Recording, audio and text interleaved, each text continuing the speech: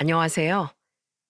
70이 넘은 나이에도 자식들 때문에 골머리가 아픈 할머니입니다. 저는 남편과 집에서 노후를 즐기며 살고 있습니다. 무료한 우리의 일상의 한때를 즐거움으로 채워주는 것이 바로 이 사연투브의 사연들이네요. 그러던 어느 날 문득 우리의 이야기도 사연으로 보내보면 어떨까 싶더군요. 라디오 사연 한번 보내본 적이 없던 우리인지라 말재간이 있을까 싶긴 하지만 그래도 떨리는 마음으로 이렇게 사연을 보내봅니다. 형편이 어렵던 저와 남편은 서울 월세방에서 신혼을 시작해 두 딸을 낳았어요. 양가 또한 어려워 우리에게 도움을 줄 수 없었죠. 저와 남편은 자식들에게만은 우리와 같은 가난을 겪게 하기 싫었기에 결혼 5년 차에 차린 고물상을 어떻게든 잘 키워내려고 노력했어요. 처음 고물상 운영은 굉장히 고됐습니다. 가진 돈이 없었기에 고철이나 파지를 가져온 사람들에게 당장 줄 대금이 쪼들렸으니까요. 때문에 남편은 저렴하게 장만한 손수레를 끌고 직접 파지와 고철들을 주우러 다녔어요. 저 또한 아이들을 재운 새벽엔 그런 남편을 도우려 거리로 따라 나섰죠. 여보, 손 많이 시렵지? 그냥 집에서 애들 보고 있으라니까. 괜찮아요. 애들 재운 사이에라도 나도 나와서 도와야죠. 당신 혼자 이 차가운 겨울 새벽바람 맞아가며 고생하게 둘 수는 없어요.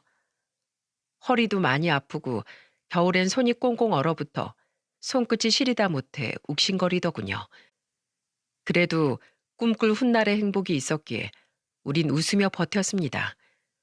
너무 몸이 고되다가도 집에 돌아와 엄마 아빠를 부르는 딸들을 보면 묵은 피로가 싹 씻겨나가곤 했죠. 그렇게 시간이 흘러 고물상은 점차 자리를 잡아갔습니다. 이젠 남편의 외벌이로 충분했기에 저는 집안일과 육아에 더욱 시간을 할애할 수 있었어요. 그동안 고생스러웠던 만큼 앞으로 딸들만 착하고 건강하게 자라준다면 우린 더 바랄 게 없었죠. 하지만 부모도 사람이다 보니 딸들이 자라며 서운한 감정이 생기기도 하더군요. 여보, 저기 친구들이랑 서 있는 애 우리 혜인이 아니에요? 맞네. 길거리에 서 있어도 우리 큰딸 인물이 빛을 발하는구먼. 혜인아, 엄마랑 아빠다. 뭐야? 혜인이 너희 부모님이야? 아니야. 우리 아빠 회사 다녀. 옷차림 완전 꼬질꼬질한 게 정신 좀 이상한 사람들인 것 같아. 얘들아, 가자. 괜히 우리한테 계속 말 걸면서 쫓아올라. 어느 날 저는 폐지가 가득 담긴 남편의 수레를 뒤에서 밀어주다 길거리에서 중학생 큰딸을 발견하곤 반갑게 인사를 했어요. 그런데 큰딸은 행색이 초라한 우리가 창피했던 모양입니다. 당황한 표정으로 우릴 모른 척하더니 그대로 우릴 모른 척하고 자리를 벗어나 버리더라고요. 게다가 우릴 창피하긴 둘째 딸도 마찬가지였죠. 언니 왜 괜히 아빠 돌아다니는 길목에서 놀았어? 난 아예 아빠 고물상 근처엔 얼씬도 안 해. 철없이 말하는 둘째 딸의 말에 어찌나 눈물이 나던지요. 남편 또한 괜스레 추레한 자신의 작업복을 내려다보며 서글픈 표정을 짓더라고요. 아무리 행색이 초라해도 부모를 창피하는 건 옳지 않은 일이라고 생각해 저는 속상한 마음을 애써 삼키며 딸들을 나무랐습니다. 아무리 그래도 부모를 모른 척하고 창피하면 되니? 너희들 먹는 거 입는 거 다 너희 아버지가 힘들게 일해서 번 돈으로 마련하는 건데 부모 가슴에 상처를 내서 되겠어? 당장 죄송하다고 사과하고 방에 들어가서 반성해. 제가 화를 내자 그제야 딸들은 울먹이며 마지못해 죄송하다고 사과를 하더군요. 이후 남편은 속상해하는 제게 다가와 저를 위로해 주었죠. 너무 속상해 마. 애들이 사춘기여서 그럴 거야. 남편은 어떻게든 자식들 입장에서 이해해주고 싶어하는 자상하고 좋은 아빠였습니다. 저는 그런 남편의 위로 덕에 딸들 때문에 속상한 마음을 애써 달랠 수 있었죠. 우린 돈을 모아 방 3개짜리 아파트 전세로 이사를 했습니다. 그런데 큰딸이 17살이던 때 우리 가족에게 아주 큰 변화가 생긴 사건이 있었어요. 어머, 막내야. 연락도 없이 우리 집에 어떻게 왔어? 어느 날, 삼남매 중 둘째인 남동생보다 절 훨씬 많이 따랐던 막내 여동생이 절 찾아온 겁니다. 막내는 2년 전 제부와 이혼하고 서울에서 식당을 하며 10살 된 아들을 혼자 키우고 있었어요. 제부가 술만 먹으면 집에 들어와 난동을 부려댔던 망나니였거든요. 저는 그런 여동생이 안쓰러워 가끔 찾아가 생활비도 지어주고 조카도 챙겨주곤 했었는데 최근 이사 때문에 정신이 없어 동생을 들여다보지 못한 사이 동생의 얼굴은 굉장히 상해 있더군요. 그리고 울며 절 찾아온 동생의 입에서 나온 말은 엄청나게 절망적이었습니다.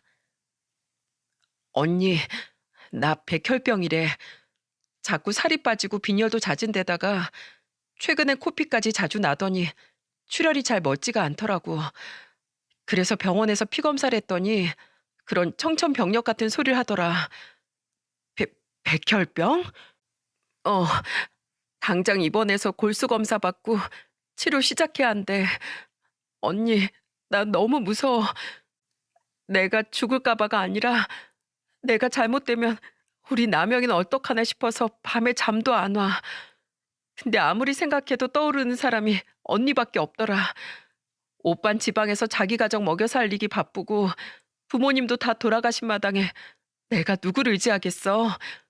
언니, 나 병원에서 치료받는 동안 우리 남영이 좀 부탁하면 안 될까?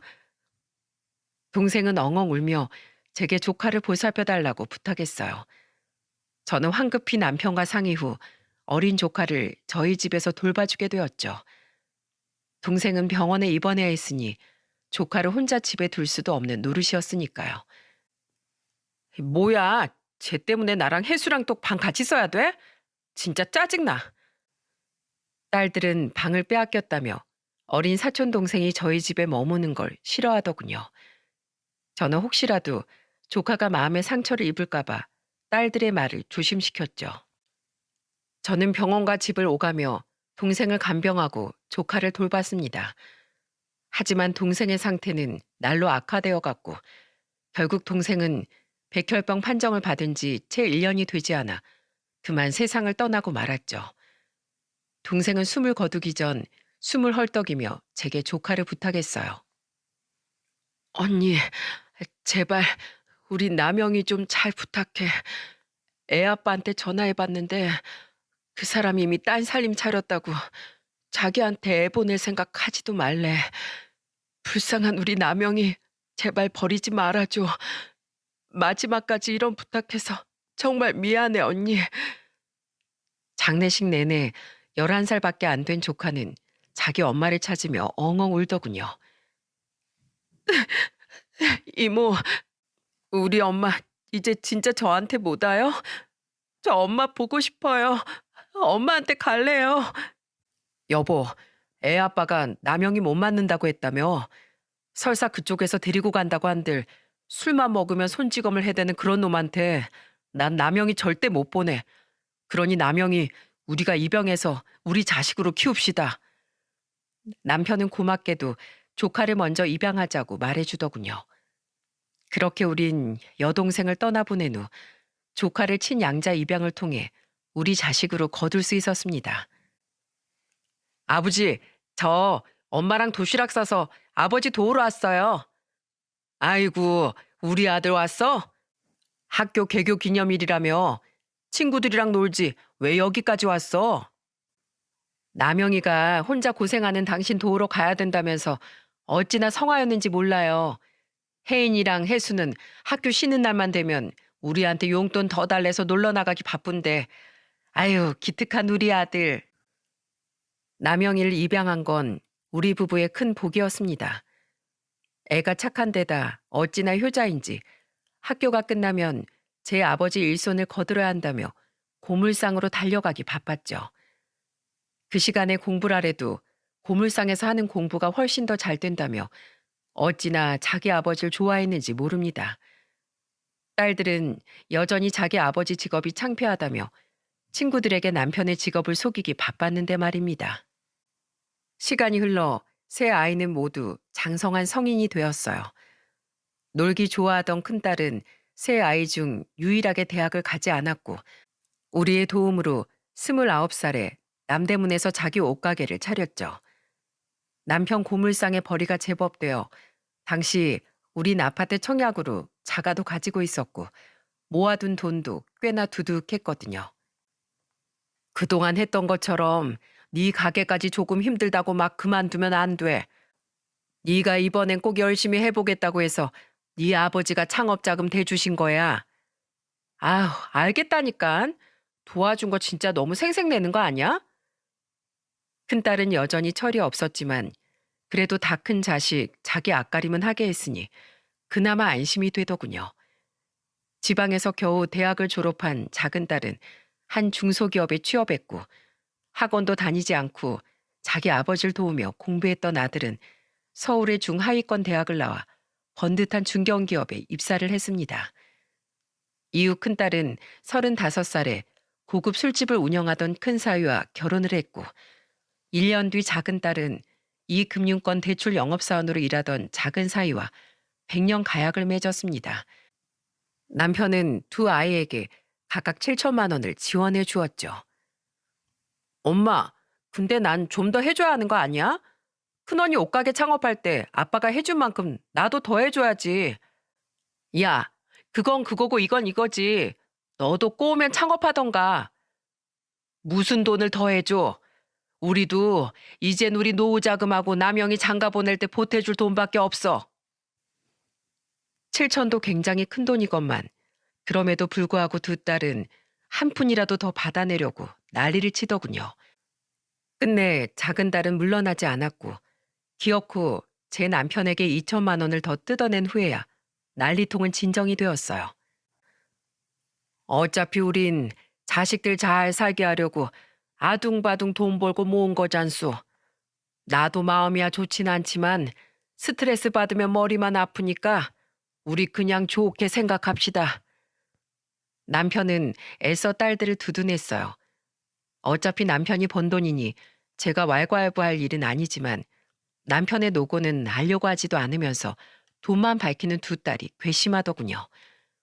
이후 받을 건 다 받았다고 생각했는지 두 딸은 명절을 제외하면 우리의 생일에도 잘 찾아오지 않았습니다.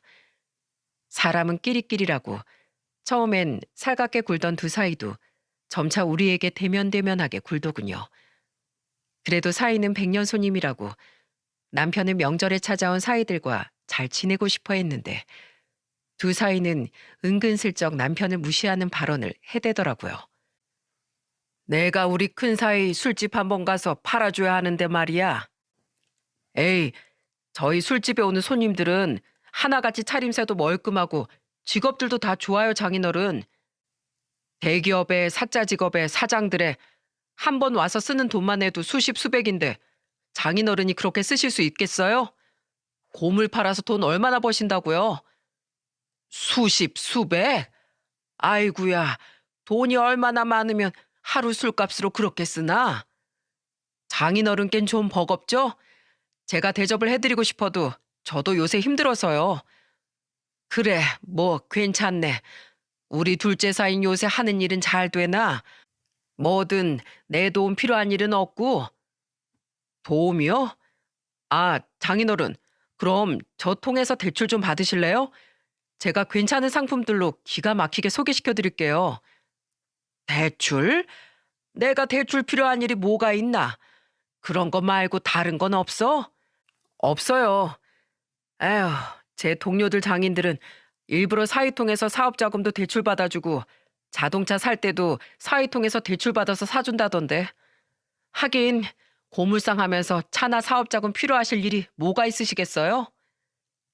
처음엔 이 정도는 아니었는데 오냐오냐 해줬더니 점점 제 남편을 무시하는 발언이 도가 지나치더군요. 옆에서 듣던 제 아들도 이건 아니라고 생각했는지 자기 매형들에게 화를 내더라고요. 매형들, 지금 말씀을 되게 무례하게 하고 계신 거 아세요? 아다르고 어다른 거라고 왜 말끝마다 고물상 고물상 거리세요? 큰 매형 술집 사장이란 사람이 장인어른한테 자기 가게에서 그깟 술 대접 한번 못 해줘요? 자기도 그럴 능력 없으면서 왜 저희 아버지 무시해요? 아버지가 어디 돈이 없어서 그러셨겠어요? 그냥 술값에 그만큼 돈을 쓰기 싫으시다는 거죠. 그리고 작은 매형도 그래요. 얼마나 실적이 안 좋으면 자기 장인어른한테 대출 받아달란 소리를 서슴지 않고 해요? 그리고 도와주면 감사한 거지. 다른 사람들하고 비교한 건 또 뭐예요? 두 분 다 저희 아버지한테 사과하세요. 야, 넌 왜 괜히 시간 내서 온 너희 매형들한테 큰 소리야? 너야말로 너무 무례한 거 아니야? 엄마, 남영이 쟤 버릇 없는 것 좀 봐. 버릇 없는 건 사위들이지. 남영이 말이 틀린 게 뭐가 있어? 그리고 너희들이 더 문제야. 너희가 너희 부모를 부모 대접 안 하니까 사위들까지 처가 어려운 줄 모르고 처부모 앞에서 저딴 소리 해대는 거 아니야? 제가 화를 내자 그제야 두 사위는 떨떠름한 표정으로 남편과 제게 사과하는 신용을 하더군요. 하지만 표정이 꼭 흰 두부 씹은 사람 마냥 팍 썩은 것이 누가 봐도 억지로 사과라는 게 느껴졌죠. 딸들은 왜 괜히 명절에 힘들게 온 사위들에게 성을 내냐며 투덜댔어요. 그 모습에 결국 그 온화하던 남편까지 버럭 화를 내더라고요. 다들 그만해. 다 딸 자식들을 부모 공경할 줄도 모르는 인간들로 키운 내 탓이야. 너희들도 그리고 자네들도 더 얼굴 마주하고 싶지 않으니 이만 돌아가게. 남편은 손주들과 두 딸 부부를 쫓아낸 후 한숨을 푹푹 쉬더군요. 그런데 그렇게 고물상을 무시하던 두 딸과 사위들은 그 다음에 고물상의 일로 또 한바탕 뒤집어졌습니다. 아빠, 고물상을 남영이한테 물려줄 거라며? 그래, 소식 한번 빠르구나. 남영이가 회사에서 입 바른 소리를 했다가 누명을 쓰고 결국 회사를 그만두게 됐잖니. 어차피 나도 이제 70이 다 돼가서 몸이 힘든 차에 잘 됐다. 남영이야 워낙 틈틈이 내 일을 많이 도와줬으니 고물상 이어받아서 운영하기도 수월할 테고. 근데 이게 뭐라고 너희들 이렇게 다 몰려와서 난리를 치는 게야? 그런 노다질 남영이한테 그냥 덥석 주면 우리는? 맞아요, 장인어른. 솔직히 장인어른 친자식은 제 아내랑 처제 아닌가요? 이건 형평성에 어긋나죠. 어긋나긴 뭐가 어긋나. 남영이도 엄연한 내 아들이야. 게다가 너희 셋 중에 제일 효자가 남영인데 그렇게 따지면 너희들한테 고물상을 넘기는 게 더 형평성에 어긋나는 거 아니냐? 그리고 내가 고물상을 넘긴다고 한들 너희가 고물상을 어떻게 운영할 건데? 주면 너희들이 아님 자네들이 할 건가? 저희가 그걸 어떻게 해요? 주시면 비싸게 팔아 넘겨야죠. 맞아, 아빠. 그 고물상 차라리 팔아서 우리한테 돈 똑같이 나눠주면 안 돼? 아니면 고물상 값어치만한 돈을 언니랑 나한테도 더 주던가. 그만, 그만. 그놈의 돈. 제발 그만들 좀 해라. 너희들 나한테 뭐 돈 맡겨놨냐? 우리도 돈 없다고 몇 번을 말해. 하필 아들이 집에 없던 시간이라 저와 남편은 딸들과 사위들의 아우성을 둘이서 감당해내야 했습니다. 너무도 주제 넘은 네 사람의 말에 남편은 화를 내다 못해 역정을 내더군요. 아빠, 그 고물상 남영이 줄 거면 우리 이 집 다시는 안 와. 진짜야? 네 아빠한테 그게 무슨 말버릇이야? 오지 마, 이 배은망덕한 것들. 감히 부모 돈을 가지고 부모한테 으름장을 놔? 어차피 우리만 보면 돈덩거리고 부모를 부모 대접도 안 해주면서 네가 뭔데 부모한테 이래라 저래라야? 남편이 끝까지 뜻을 굽히지 않자 두 딸과 사이는 엄청나게 성질을 내며 돌아갔습니다. 나중에 집에 들어와 자초지종을 다 들은 아들은 크게 화를 내며 누나들의 집에 쫓아가려고 하더군요. 우린 그럴 가치도 없는 놈들이라며 그런 아들을 말렸죠. 이게 다 저 때문이에요. 저 다른 직장 구하면 되니까 그 고물상 저 주지 마세요, 아버지. 두 분이 저 때문에 괜히 너무 마음고생 하시잖아요. 됐다. 너한테 고물상을 안 준대도 더는 그놈들한테 돈 줄 마음 없어. 그리고 내 피땀 흘려 일군 사업장을 내 자식한테 물려주고 싶은 건 당연한 거 아니냐? 고물상을 이어받을 마음도 없으면서 욕심만 부려대는 저런 놈들, 나도 더는 필요 없다. 남편은 두 딸과 사위들에게 단단히 뿔이 난 듯 했습니다. 저 또한 남편과 같은 마음이었기에 우리는 아들을 설득해 결국 고물상을 물려주었죠. 그리고 그 사실을 알게 된 두 딸과 사위 또한 마음이 상했는지 그 뒤론 명절에도 집에 찾아오지 않더군요. 자기 누나들과 매형들에게 화가 났음에도 아들은 저와 남편이 상처를 받진 않았을까 걱정했는데 우린 그런 착한 아들의 마음이 고마워서라도 더는 딸들을 기다리지 않기로 했어요. 그런데 그 일이 있고 3년이 지난 어느 날 우리 세 식구에겐 아주 커다란 불행이 닥쳤습니다. 엄마, 얼른 병원으로 오세요. 아버지 지금 응급실로 실려가셨어요. 바로 아들의 고물상 일을 도와주려 집을 나섰던 남편이 교통사고를 당한 거예요. 고물상 앞에 거의 도착했던 남편은 갑자기 튀어나온 한 할머니의 폐지 수레를 피하려던 오토바이와 정면으로 부딪혀 1미터나 날아갔다고 하더군요. 선생님, 수술은 잘 된 게 맞나요? 그런데 왜 저희 남편이 눈을 못 뜹니까? 예? 다행히 수술은 잘 끝났는데 머리를 심하게 부딪힌 데다 연세까지 있으시니 신체에 무리가 많이 간 상태입니다. 이제 저희 손은 떠났으니 부군께서 무사히 의식을 되찾으시길 기도하는 수밖에 없어요. 이대로 의식을 못 찾으시면 마음의 준비를 하셔야 합니다. 너무 무서웠습니다. 남편과 평생 의지하고 산 세월이 거의 50년이건만 그런 남편이 영영 눈을 못 뜰지도 모른다는 사실이요. 아들은 중환자실 앞에서 통곡하는 저를 끌어안고 하염없이 흐느꼈죠.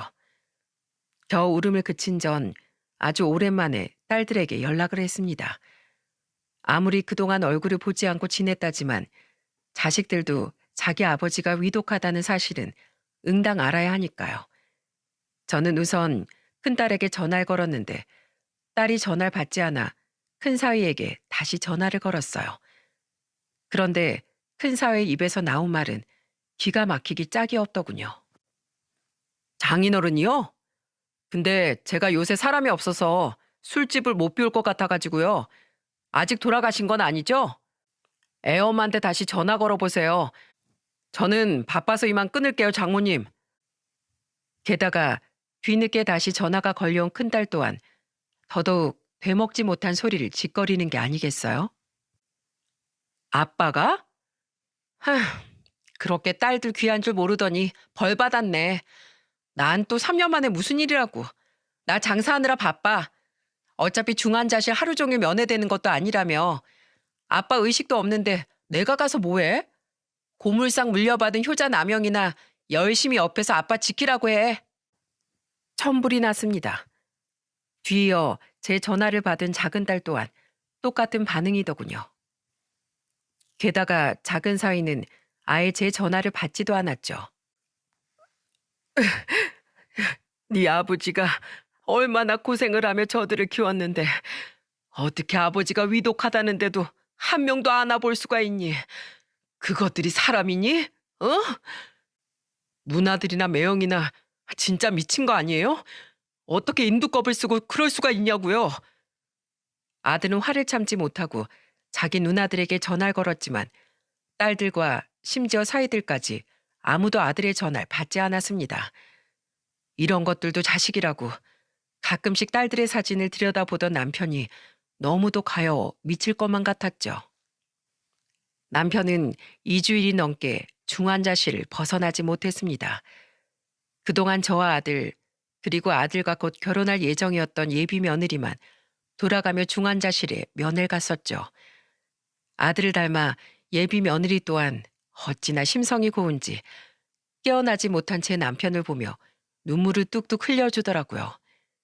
2주 후 남편은 일반 병실로 옮겼지만 여전히 의식을 차리지 못했고 그렇게 시간은 야속하게 흘러갔어요.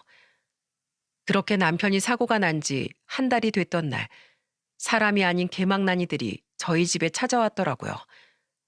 저는 오랜만에 아들과 짐을 가지러 집에 돌아와 있었는데 미친 듯이 눌리는 초인종 소리에 문을 열어보니 글쎄 술이 얼큰하게 취한 두 딸과 두 사이가 저희 집으로 들어오더군요. 너희 아버지 병원에 코빼기도 안 보이더니 너희들이 이 시간에 어쩐 일이야? 너희들 술 마셨니? 자네들도? 네, 집에 애들 두고 저희들끼리 제 술집에서 술 한잔 했습니다, 장모님. 지금 자네들 장인이 생사의 기로에 서 있는데 이렇게 술 퍼마시고 처가에 찾아오다니 지금 제정신인가? 다들 썩 나가지 못해? 아, 엄마. 엄마는 왜 맨날 우리 못 쫓아내서 안달이야. 우리 중요한 일 상의하면서 딱 한 잔씩 마신 거야. 그거 엄마랑도 같이 상의하려고 혜순의 부부랑 같이 여기까지 일부러 찾아온 거라고. 상의는 무슨 상의? 여보, 내가 대표로 말씀드릴게. 장모님, 툭 까놓고 말하겠습니다. 장인어른 유산 분배 미리 좀 하시죠. 뭐야? 어이가 없었습니다. 그 네 연놈들은 남편의 병문안 한번 안 오더니 술에 취해 찾아와서 한다는 소리가 고작 유산 타령이더라고요. 아들 또한 어이가 없었는지 자기 큰매형을 노려봤는데 저는 무슨 개소리를 하나 드러나 보자 싶어 아들을 막았습니다. 장모님, 제가 장인어른 위독하시다는 말을 듣고 좀 알아봤는데요. 고물상 하는 사람들 재산이 꽤 된다고 하더라고요. 막 월 1,000만 원씩 번다는 사람들도 있다던데 장인어른 우리한테 말씀 안 하신 재산 있으시죠? 고물상을 몇 년을 하셨는데 돈이 없다는 게 말이 안 되잖아요. 그래서 그게 자네랑 무슨 상관인가? 아직 멀쩡히 살아있는 양반 재산을 자네가 왜 탐내냐고.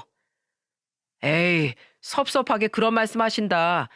어차피 장인어른 돌아가시면 그 돈 다 자식들 목 아니에요? 이대로 못 깨어나실 가능성이 크다면서요. 장모님, 이 큰 사이가 사실 요새 많이 힘듭니다. 요즘 다들 힘든 마스크 시국이잖아요. 저 같은 자영업자들은 아주 죽을 맛이라니까요. 그러니까 이참에 자식들한테 유산 먼저 좀 배분해 주셔서 이 사위 좀 도와주십시오. 맞아, 엄마. 이 사람 술집 망하면 우리 집 타격이 커. 대출도 많이 받은 마당에 이젠 어떻게 해야 하나 고민했는데 마침 아빠가 딱 타이밍 좋게 이렇게 된 거 있지? 아빠가 돌아가시게 생긴 건 나도 너무 마음 아프지만 산 사람은 살아야 하잖아. 안 그래? 아빠 숨겨둔 재산 있지? 어? 엄마, 어차피 자식 주려고 번 돈 딸네 집 좀 살려주라. 엄마, 이번엔 언니네 주는 만큼 우리도 똑같이 줘야 돼? 맞습니다, 장모님. 저도 처형한테 창업자금 지원해 주셨다는 거 결혼하고 나서 나중에 듣고 엄청 섭섭했어요. 자식은 차별하면 안 되죠. 맞다, 강남영. 넌 아빠 친자식도 아닌 게 양심 있으면 유산 넘볼 생각 꿈도 꾸지 마. 알았어? 저번에 아빠 고물상 네가 채 갔을 때도 언니랑 내가 얼마나 약올랐는데. 개판이었습니다. 말 그대로 저 말들이 어디 사람 입에서 나올 소리입니까? 개소리였죠. 부모의 죽음 앞에서 유산 타령만 하는 저놈들이 어떻게 자식이고 사이랍니까? 저는 유산 생각에 신이 난 표정으로 막자지껄 떠들어대던 두 딸 앞으로 걸어갔습니다. 그리곤 망설임 없이 두 딸의 뺨을 아주 세차게 내리쳐버렸죠. 아, 엄마! 이 싸가지 없는 것들아. 아주 너희들 아버지 제발 돌아가시라고 고살 지내라. 너희들 아버지가 널 얼마나 금이야 오기야 키웠는데 이 고얀 것들. 뭐? 타이밍 좋게 네 아버지가 위독해졌다고? 얼마나 끔찍한 금수가 돼야 그런 말을 할 수 있는 거냐? 그리고 둘째 너, 남영이가 우리 친자식이 아니라고? 너희 같은 친자식들보다 우리 남영이가 100배, 아니 1000배는 더 자식 노릇을 다 했어. 양심 있으면 유산 넘볼 생각 꿈도 꾸지 말아야 할 건 바로 너희들이야.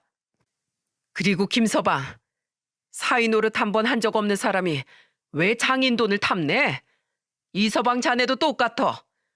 내 남편이 자기 돈 자기가 알아서 쓴다는데 자네가 왜 서운해해? 어디 정신이 이상한가? 난 그 돈 너희들한테 한 푼도 못 줘. 엄마, 진짜 말 이상하게 한다? 자식이 꼭 부모한테 효도해야 자식이야? 낳아줬으면 땡인 거지. 뭘 그렇게 효도를 바래? 그리고 엄마가 안 주면 뭐, 아빠 재산이 우리한테 안 와? 우리가 소송 걸면 어차피 우리 목 정도는 받아낼 수 있거든? 그만 좀 해, 누나. 진짜 해도 해도 너무한 거 아니야? 어떻게 돈만 보면 사람이 그렇게 물불을 못 가려?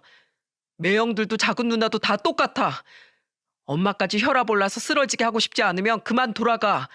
매형들도 돌아가요. 간다 가. 웃겨 진짜. 넌 옛날부터 참 효자납셨다. 어? 친자식도 아니면서.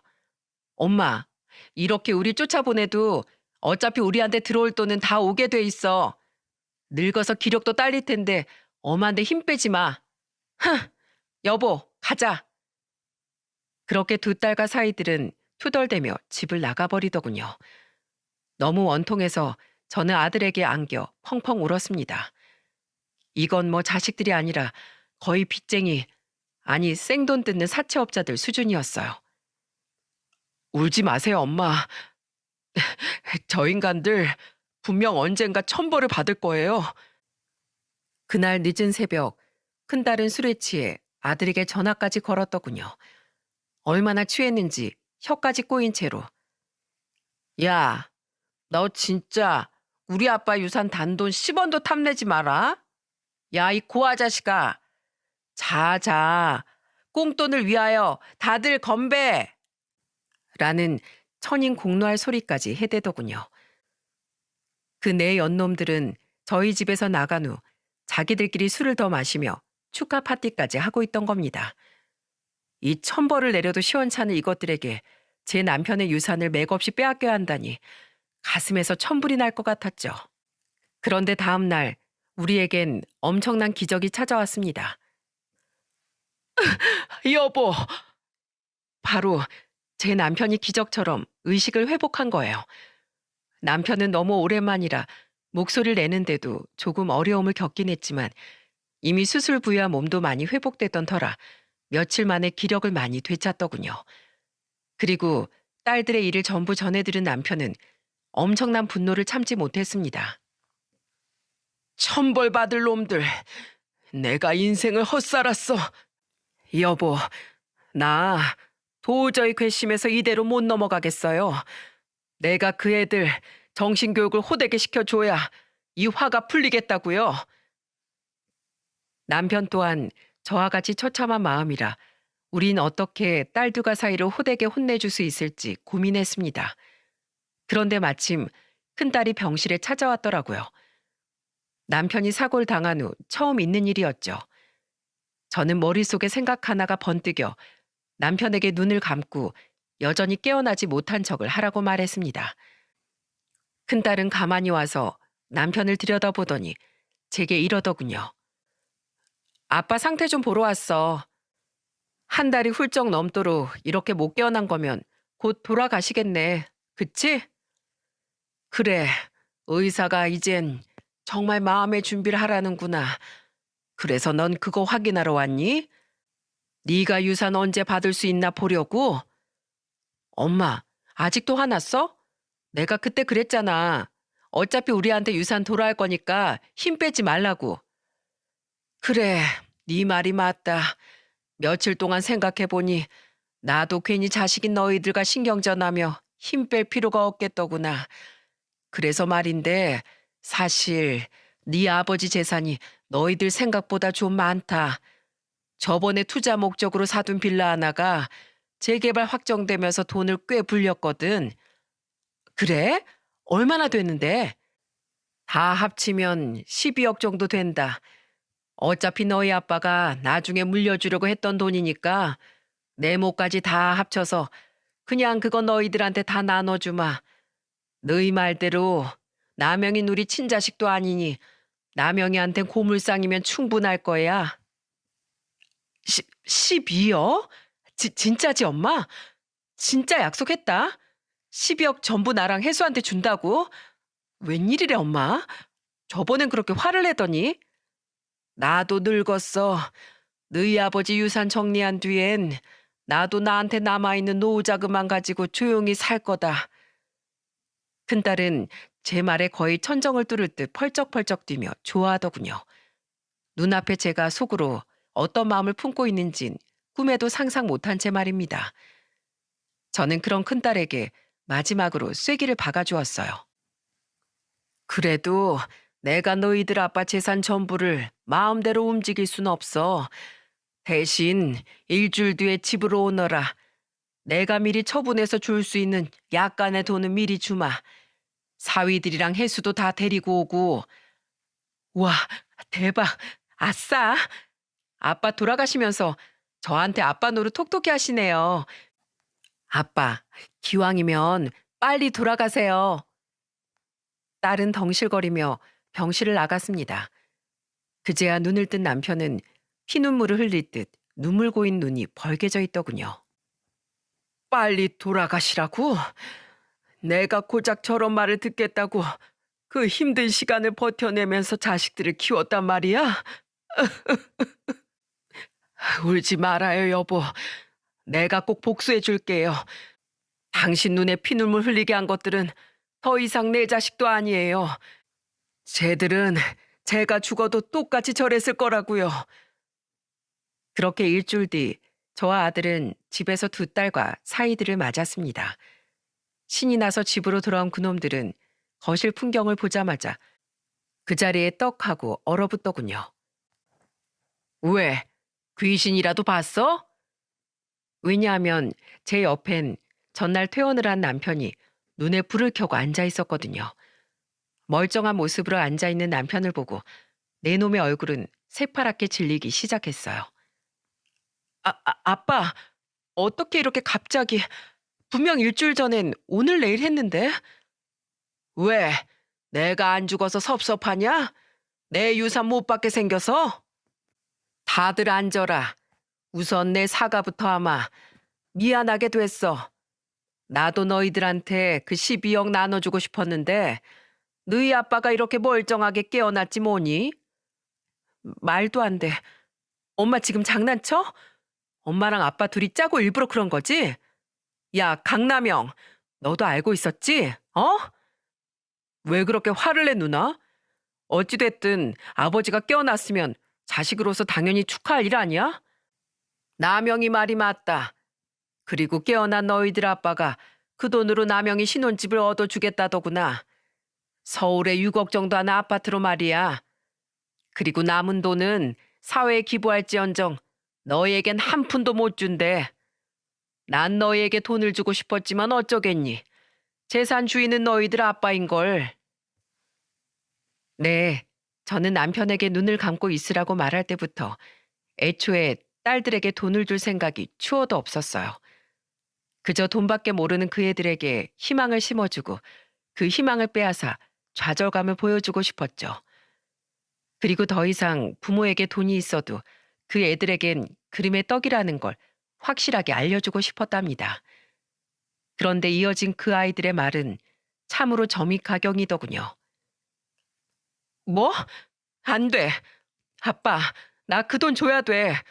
나 6억이나 생길 생각하고 가게 주인한테 월세 뺀다고 했단 말이야. 진상들 지긋지긋해서 이제 쇼핑몰 차려서 대표 소리 들으려고. 이미 다음 세입자도 정해졌어. 장인어른, 저도 급합니다. 이미 저도 그 돈 주신다고 해서 여기 이서방한테 대출 잔뜩 받았단 말이에요.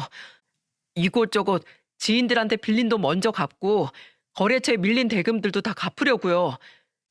게다가 지인이 권리금 챙겨줄 테니까 가게 넘기라는 것도 장인어른 돈 믿고 버텨볼 생각으로 거절했는데 갑자기 이러시면 저 어쩌라고요. 엄마, 나랑 이서방도 같이 치킨집 차릴 생각으로 둘 다 회사에 사표 냈어. 어차피 아빠 금방 돌아가실 것 같아서. 한심하게도 그 일주일 사이에 내 놈은 이미 유산을 쓸 곳까지 다 정해놓고 일사불란하게 움직였더군요. 분명 12억 전부는 남편이 세상을 떠난 다음에야 줄 수 있다고 말까지 해놨는데 정말로 물 떠놓고 매일같이 남편이 눈을 감기만을 고사라도 지냈던 건지 말입니다. 그 어이없는 광경에 남편은 역정을 내며 소리치더군요. 누가 그렇게 하라고 시켰어? 내가 한 달이든 두 달이든 숨을 안 거두면 어쩌려고 그런 경거망동을 했어? 아빠, 그럼 우린 어떻게? 아빠라고 부르지도 마. 내가 너희들의 바닥을 이번에 똑똑히 알았다. 너희는 더 이상 내 자식도 아니야. 원래 있는지도 몰랐던 돈 때문에 자기 부모가 세상을 떠나기만 손꼽아 기다리는 너희 같은 놈들은 세상에 없을 거다. 그리고 내가 그렇게 하라고 했어? 너희 엄마가 그러라고 했냐? 아니, 이건 다 너희들 욕심에 너희가 잡아먹힌 거야. 뭐 돈 안 주면 소송을 해서라도 너희 몫을 찾을 거라고? 내가 그 꼴 보기 싫어서라도 100살까지 벽에 똥칠하면서 아주 오래오래 살 거다. 평생 우리 옆에서 효도한 남영이한테만 주고 싶은 거 다 퍼주면서 자식된 도리도 안 하려는 너희한테 부모 재산을 바랄 자격은 단 한 개도 없어. 이제 두 번 다시 내 집에 찾아오지 마라. 알았어? 나가. 아, 아빠. 장인어른, 제발 한 번만 살려주세요. 예? 엄마, 제발 아빠 좀 말려봐. 엄마가 우리한테 돈 준다며, 어? 자식들 인생 이렇게 망하게 그냥 둘 셈이야, 엄마? 아, 글쎄, 네 아빠 재산이라 난 손쓸 길이 없다니까. 그리고 내 마지막으로 한마디 하마. 낳아줬으면 끝이니 효도 같은 거 바라지 말라고 너희가 그랬지? 내가 그 말 그대로 돌려줄게. 우린 너희를 낳아준 걸로 부모된 돌인 다 한 거다. 우린 그동안 너희에게 최선을 다했어. 부모 자식 간의 의리는 너희가 먼저 저버린 거야. 이제 앞으로 너희들 알아서 살아. 우린 너희에게 더할 도리도 의무도 없으니까. 큰일 났음을 깨달았는지 내 놈은 무릎을 꿇고 싹싹 빌더군요. 하지만 남편과 저는 그놈들을 전혀 용서해줄 생각이 없었죠. 아들은 그놈들을 집 밖으로 끌어내려고 했지만 아무래도 혼자서 4명은 역부족이었어요. 결국 남편이 경찰서에 전화를 하고서야 그놈들은 가망이 없다고 생각했는지 엉엉 울며 저희 집 현관문을 나서더라고요. 그날 이후에도 딸들과 사위들은 2달이 넘게 번갈아가며 찾아와 저희 집 현관문 밖에서 싹싹 빌었습니다. 아빠, 나 졸지에 멀쩡하던 내 옷가게도 잃고 장사할 터전도 없어졌어. 모아뒀던 돈도 전부 애 아빠 대출금 갚는 데 들어갔단 말이야. 3억만, 아니 딱 1억만이라도 좀 줘. 어? 아니면 차용증 쓸 테니까 빌려라도 줘. 시댁에선 아빠 얘기 듣고 우리 애만 봐준다고 하고 우리한테도 도움 한 푼도 못 주시겠대. 장인어른, 이서방 그놈이 받아준 대출 알아서 다 해주겠다더니 알고 보니까 금리가 13%가 넘어갑니다. 제가 대출 내용을 잘 안 듣고 무작정 동의를 해버린 걸 이용해서 그놈이 저한테 이런 똥을 준 거예요. 게다가 건물주가 이번에 월세까지 올려달랍니다. 안 그러면 다음 달 계약 만료 때 가게 빼라고요. 그동안 밀린 월세도 전부 보증금에서 까버리겠대요. 제발 저희 좀 살려주세요. 예? 한 번만 도와주시면 제가 저희 가게에서 술 대접 거하게 하겠습니다. 아빠, 난 이미 후임 구했다고 회사에서도 안 받아주겠대. 내 스펙이 부족하다고 다른 회사에선 이력서 통과도 안 되고. 아빠, 당분간 우리 집 생활비라도 좀 도와주면 안 될까? 어? 장인어른, 저 겨우 상사한테 굽신거려서 회사 다시 들어가긴 했는데요. 사표 낼 때 제가 워낙 시건방을 떨어선지 요새 실적 가지고 눈치를 너무 심하게 주네요. 그래서 말인데 제발 저 통해서 대출 몇 개만 받아주시면 안 될까요? 장인어른 돈 많으시잖아요. 예? 그렇게 제 남편을 무시해야 될 땐 언제고 자기들이 아쉬우니 이제 와서 도와달라 술 대접하겠다 하는 꼴을 보니 웃기지도 않더라고요. 솔직히 자식들이 저러니 마음이 좋진 않았지만 저는 남편이 죽기만을 간절히 바라던 그 악마 같은 눈빛을 잊을 수가 없었어요. 남편 또한 마찬가지였는지 듣다 못해 경찰을 불러 몇 번이나 그놈들을 쫓아낸 후에야 더 이상 그놈들은 저희 집을 찾아오지 않았죠. 그렇게 남편에게 사고가 난 지도 1년이 지난 지금 우리는 여전히 딸들 부부와 교류를 하고 있지 않습니다. 마지막으로 큰딸에게 문자를 받은 게 한 달 전인데 그때 큰딸은 우리에게 저주를 퍼붓더군요. 내 남편 가게 결국 망하고 지금 막노동하고 있어. 나도 남의 옷가게에서 직원으로 일하면서 우리 겨우 입에 풀칠하고 살아. 대출금 갚으면서.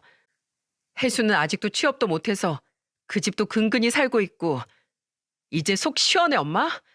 그때 우리 그렇게 물먹여서? 자식들 이렇게 망하게 해놓고 엄마랑 아빠가 얼마나 두 발 뻗고 편하게 사나 나 두고 볼 거야. 둘 다 치매 걸려서 평생 자식들 그리워하다가 빨리 저 세상이나 가버려.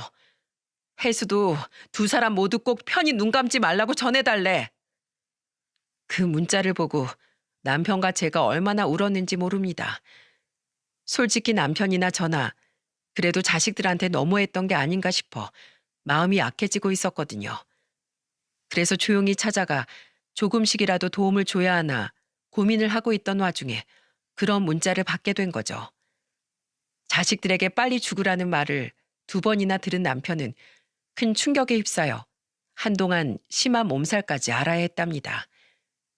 그런 우리를 위로해 준 건 8개월 전 결혼한 아들과 며느리예요.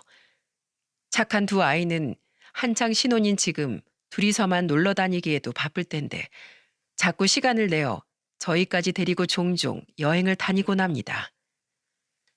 일하고 신혼 즐기느라 정신 없을 텐데 뭐하러 자꾸 와. 우린 요즘 둘이서도 즐겁게 잘 지낸다. 집에만 계속 계시면 누나들 때문에 심란해 하시는 거 다 알아요.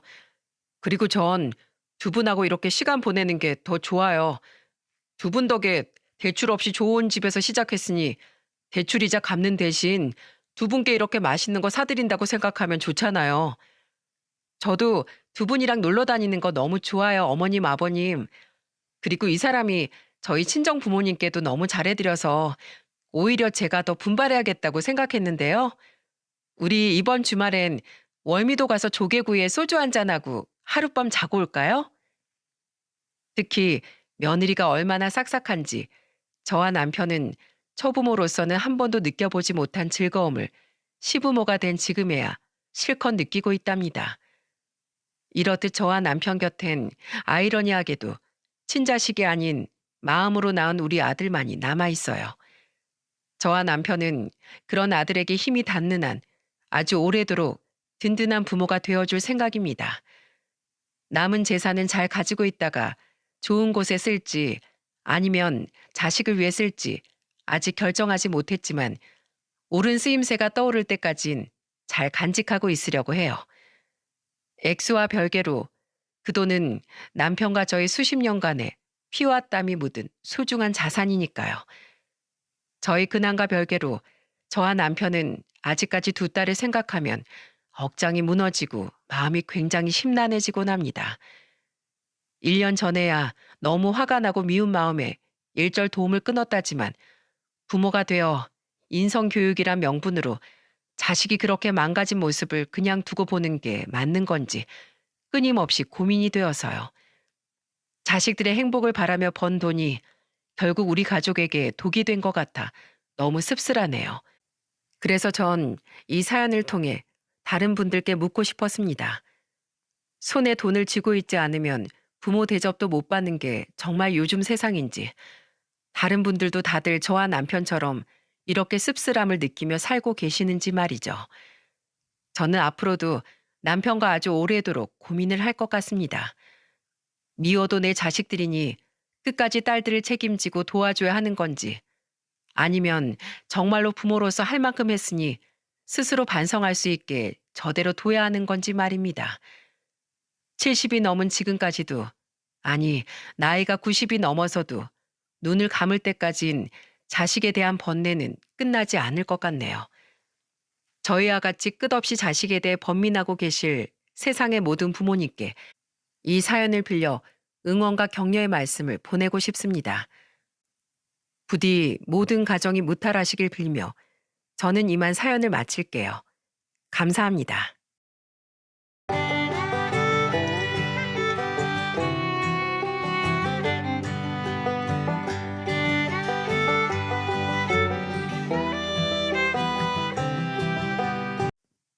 안녕하세요. 험난한 알코올과의 전쟁을 치러낸 여자입니다. 술이라는 건 양면성을 가진 존재인 것 같아요. 흥을 돋우고 반가움과 즐거움을 배로 나눌 수 있게도 하는 반면 건강을 해치거나 조절하지 못하고 잡아먹힌다면 음주자의 모든 걸 잃게 만들기도 하죠. 그럼 저희 집안에 어떤 일이 있었기에 알코올과의 전쟁이 선포된 건지 그 사건에 대해 지금부터 이야기해 보도록 하겠습니다. 저는 반도체 생산 공장에서 일을 하다 사내 커플이던 남편과 나이 29에 결혼을 했어요. 저보다 2살 많은 남편은 활발한 성격으로 특히 회식 때마다 분위기를 주도하던 분위기 메이커였죠. 부장님, 제가 김민옥표 소맥 한 잔 말아드리겠습니다. 자, 우선 소주 비율 2에 맥주 비율 7, 나머지 일은 김민욱이의 부장님에 대한 존경심이 들어갑니다. 에이, 기분이다. 저희 아내에게만 주는 김민우표 사랑도 한 수저 넣어드릴게요. 남편은 사람이 순하고 착해서 주위엔 언제나 사람으로 들끓었습니다. 사람을 좋아하던 남편은 술자리를 굉장히 좋아했는데 그것 또한 저도 술을 좋아하는지라 괜찮았어요. 그렇게 전 만족스러운 결혼 생활을 시작했고 결혼한 지 1년 만에 첫 아들을 낳고 2년 뒤 둘째 아들까지 낳으니 이 이상의 행복은 없을 것처럼 매일이 행복했어요. 우린 양가 분위기 또한 화목했습니다. 그런 양가엔 아픈 사연이 하나씩 있었어요. 남편에겐 형과 누나가 한 명씩 있었는데 시숙은 나이 18에 헬멧을 쓰지 않고 오토바이를 타다 그만 사고로 세상을 떠났다고 하더군요. 미안하다 어머마. 우리가 큰아들을 그렇게 보낸 후론 그러지 않으려고 하는데도 자꾸만 막내를 싸고 돌게 되더라고. 그래서 애가 좀 고집세고 제멋대로인 경향이 있긴 한데 그래도 경우 없고 못되게 키우진 않았으니 네가 예쁘게 좀 봐주거라. 일찍이 큰아들을 잃은 시부모님은 막내인 남편을 오냐오냐 키우셨다고 본인들의 입으로 말씀하셨어요. 그래서인지 남편이 좀 철없는 면이 있긴 했지만 그렇다고 인간성이 잘못된 사람은 아니니 아내된 입장에선 그냥 귀엽게 봐줄 수 있는 정도였죠. 친정의 아픈 사연의 주인공은 바로 저희 아빠였습니다. 저희 부모님은 평생 시골에서 농사를 짓고 사셨는데 특히 아빠는 굉장히 가난한 농가에서 태어나셨다고 했어요. 사남 삼녀 중 셋째로 태어난 아빠는 국민학교까지밖에 졸업하지 못하고 평생 농사일만 하셨다고 말씀하셨죠. 그래서 내가 글자를 좀 삐뚤빼뚤하게 쓰네. 그 이유론 내가 통 연필 잡을 일이 없었어서 말이야. 우와, 장인어른, 어릴 때부터 농사일을 하신 거면 경력이 어마어마하시겠어요. 와, 웬만한 경력 가지곤 장인어른 앞에선 나 농사꾼이다 하고 명함도 못 내밀겠네요. 남편은 자신의 글자를 창피해하던 친정아빠를 오히려 베테랑 농사꾼이라며 추켜 세워드렸습니다. 학벌 콤플렉스가 있던 아빠는 그제야 환하게 웃으시며 남편의 잔에 술을 따라주셨죠. 저희 친정은 술을 안 하는 시댁과 달리 모이면 무조건 술판이 열리는 집안이었습니다. 부모님과 제 남동생 그리고 올케까지 다들 술을 좋아하고 잘 마셨거든요. 제가 술을 좋아하던 것도 가족들의 영향이 컸어요. 특히 오랜 시간 농사일을 하며 새참으로 막걸리를 즐기셨던 저희 아빠는 거의 말술이셨죠. 술자리를 좋아하던 남편은 그런 저희 친정 모임을 굉장히 좋아했습니다. 하지만 아빠는 얼마 지나지 않아 술을 거의 드시지 못하게 되었어요. 제 나이 37에 아빠에게 녹내장이 와버렸거든요. 녹내장엔 음주가 쥐약이란다. 너희 아빠 담배도 끊었어. 아빠는 별일 아니라며 병원에 곧바로 가지 않고 늑장을 부리셨던 모양입니다. 아마 돈이 아까워 병원을 가지 않던 젊은 시절의 버릇 때문이셨겠죠. 하지만 아빠의 늑장은 결국 수술을 했음에도 불구하고 왼쪽 눈의 실명을 불러일으켰어요. 낙담을 한 아빠는 전보다 많이 소심해지고 기운을 잃어버리시고 말았죠. 아빠는 남은 한쪽 눈의 관리를 위해 술을 멀리 하셨습니다. 그러면서 자연스럽게 친정 모임의 왁자지껄한 술자리도 횟수가 드물어졌죠. 물론 아빠를 제외한 나머지 가족들끼리 술을 마시긴 했지만 원래 술자리의 분위기를 주도했던 건 제 남편을 제외하면 저희 아빠였거든요. 아쉽다. 장인어른하고 술 대작하는 거 정말 재밌었는데. 철없는 소리 좀 하지 마. 그리고 당신, 특히 아빠 앞에선 절대 그런 말 입도 뻥끗하면 안 돼. 아빠가 얼마나 속상하시겠어. 안 해. 내가 무슨 애야? 그냥 당신한테 아쉽다는 말도 못 해? 저는 제게 아쉬움을 이야기하던 남편에게 화를 냈습니다. 물론 저 말 자체도 철없는 말이라고 생각했지만 당시 저는 술과 관련된 일이면 기본적으로 남편에게 신경이 곤두서 있었어요. 문제는 바로 남편의 술버릇이었죠. 당신, 내가 그렇게 만취할 때까지 술 마시지 말라고 했지? 오늘은 또 얼마나 먹은 거야? 원래는 한껏 오버된 모습 정도만 보였던 남편의 술버릇이 점점 나빠지기 시작했거든요. 처음에 집에 와서 자는 애들을 깨워 뽀뽀를 하고 변기에 앉아 아침까지 잠들어 있던 것까진 괜찮았습니다. 하지만 남편의 술버릇은 점점 도를 지나치기 시작했죠. 이게 무슨 냄새야? 여보, 주머니에 뭔 무채를 이렇게 잔뜩 쑤셔 넣었어. 이거 횟감용 무채 아니야? 여기 회도 섞여 있네. 비린내. 아, 이따가 잘 때 배고프면 집어 먹으려고. 음냐, 음냐. 여보, 민욱이 꿈 날아가요. 안녕하십니까? 여기 아주머니, 소주 한 병이랑 안주 골뱅이로 부탁드립니다. 아주머니 같은 소리 하고 있네. 여기 당신 집이거든? 얼마나 취했으면 여기가 집인지도 몰라봐. 당신 진짜 자꾸 이렇게 만취해서 들어올래? 쉬, 쉬. 아주머니, 그렇게 큰 소리로 소리치면 저희 마누라가 듣습니다. 저희 마누라가 제 등짝에 자기 귀때기를 붙여놨는지 저에 대해 모르는 게 하나도 없어요. 무서운 여편네. 근데 여기 대리 불러주죠? 여보세요? 네? 파출소요? 저희 남편이 거기 있다고요?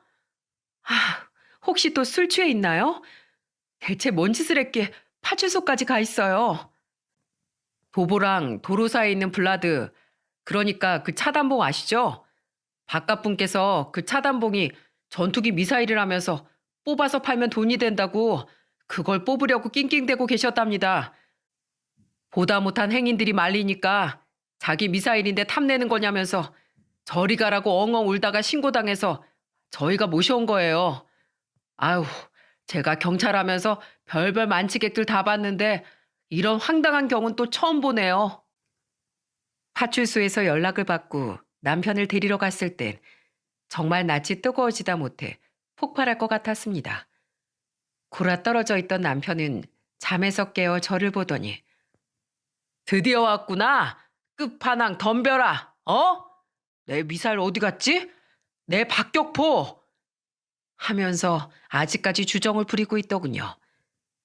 남편의 말을 듣고 경찰관님들이 애써 웃음을 참는 모습을 보는데 너무 창피해서 전 그만 남편의 뒤통수를 후려 갈기고 말았습니다. 그런 남편의 주사 문제로 우린 엄청나게 다투기 시작했어요. 그런데 남편은 자기가 잘못한 게 분명했으면서도 고집불통인 면모를 보이더라고요. 당신 이럴 거면 애초에 술자리를 가지 마. 난 요새 회식 때도 애들 때문에 빨리 집에 오는데 당신은 가정도 있는 사람이 왜 그렇게 회식을 못 가서 안달이야? 아이, 알겠어. 다음부턴 딱 소주 한 병만 먹고 올게. 딱 한 병 먹겠다. 막차 끊기기 전에 들어오겠다. 또 취해서 들어오면 당신 손에 장을 지지겠다. 다 당신이 나한테 한 번도 지키지 못했던 약속들이야. 이제 당신 말 절대 안 믿어. 난 당신 때문에 이제 술은 꼴도 보기 싫어서 입에도 안 돼. 아, 진짜. 내가 이만큼 기분 풀어주려고 애교 떨고 했으면 당신도 그만해라 좀. 여자랑 남자랑 사회생활 하는 게 같아? 남자가 사회생활 하면서 어떻게 술을 안 마셔? 그리고 다 나 정도 주사는 부려. 나 아는 사람은 술만 취하면 안방 침대에다가 소변을 본대. 난 그 정도는 아니잖아. 아이고, 아주 잘나셨네. 침대 소변 안 보고 욕실 벽에다 오줌발을 갈겨주셔서 아주 감사합니다. 아니, 그건 공중화장실 소변기인 줄 알고 그랬지. 뭐, 아무튼, 일하고 평소에 애들 보는 것도 피곤한데, 내가 유일한 취미 술자리까지 그렇게 통제받아야 돼? 당신이 뭐 내 엄마야? 우리 엄마도 나한테 이래라 저래라 안 하고 나 키우셨어. 애초에 내가 나보다 나이 많은 남편한테 이래라 저래라 할 일 안 생기게 만들어주면 안 돼? 당신 자꾸 내 말 이렇게 안 들을 거면 나 더는 당신이라 못 살아. 계속 내 말 무시하고 그렇게 사람 새끼 아니 멍멍이가 돼서 집에 들어와 봐. 내 말이 진심인지 아닌지 확실하게 알게 해줄 테니까. 결국 제 입에서 더는 같이 못 산다는 이야기까지 나오자 그제야 남편은 한 발 물러서서 깨갱하더라고요. 그 뒤 한동안 남편의 술 문제는 잠잠했습니다. 여보, 나 왔어. 아, 또 술 마셨어? 아, 마시긴 마셨는데 나 오늘은 진짜 얼마 안 먹었어. 이것 봐. 술 냄새도 별로 안 나지? 딱 5잔 마시고 일어났어. 진짜야. 5잔 마시고 난 뒤엔 술잔에 물 채워서 먹었어. 남편은 비록 술자리를 줄이진 못했지만 더 이상 만취가 돼서 돌아오진 않았어요. 저는 그쯤에서 타협하고 일단 넘어가줬죠. 어쨌든 긴 시간 동안 남편이 노력을 하고 있었다는 건 분명히 느껴졌으니까요. 하지만 애초에 술과의 타협은 전쟁의 휴전선이었을 뿐 전쟁을 종결짓지 못하는 방법이었던 겁니다.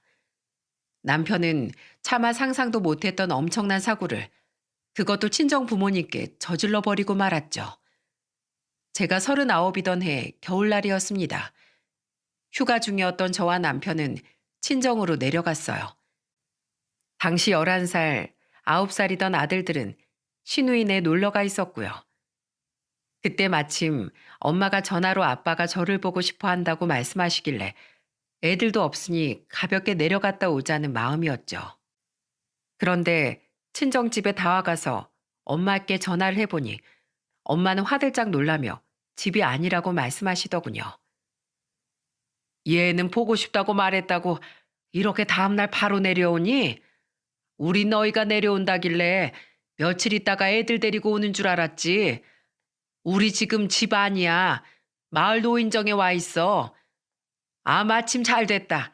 너희 그럼 슈퍼나 마트 가서 막걸리 좀 사가지고 노인정으로 와줄래?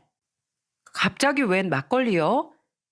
며칠 전에 마을에서 다 같이 김장했었거든.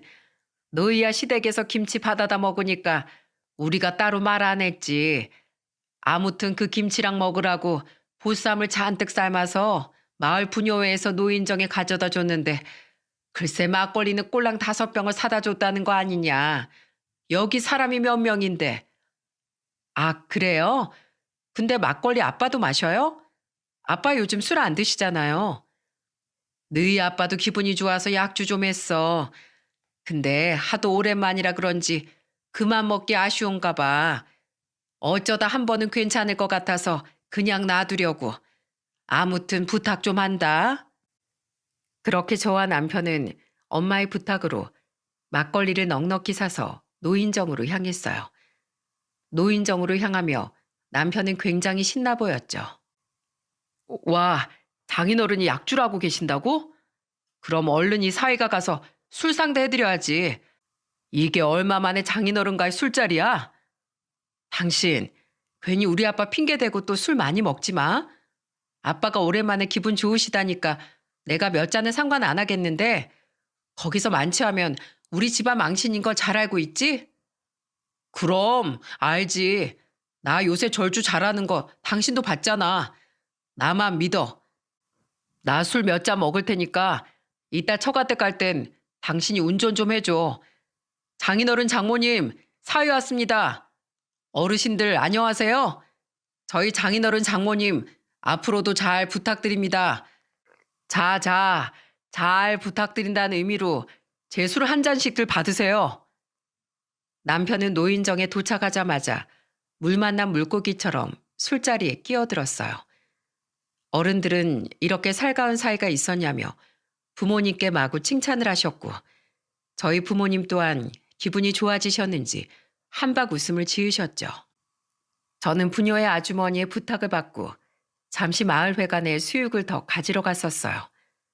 그리고 다시 노인정에 돌아온 전 눈앞에 펼쳐진 광경에 그만 뒷골이 팍 당기고 말았습니다. 아이고, 우리 마나님 오셨구나. 그렇게 취하지 말라고 일렀건만 그 사이 남편은 술이 결국 얼큰하게 취해 있더군요. 아직 인사불성은 아니었지만 어른들은 몰라도 아내인 제 눈엔 남편이 위험한 경계에 서 있음을 확실히 알 수 있었어요. 저는 황급히 접시에 수육을 담아 어른들께 내드린 후 남편의 옆에 앉아 귓속말로 남편을 말리기 시작했죠. 하지만 이미 남편은 그만 마시라는 제 말이 귀에 들어오지 않는 상태였습니다. 남편은 제가 허벅지를 꼬집어도 아아거리기만 하면서 계속해서 어른들이 주는 막걸리를 받아 마시더군요.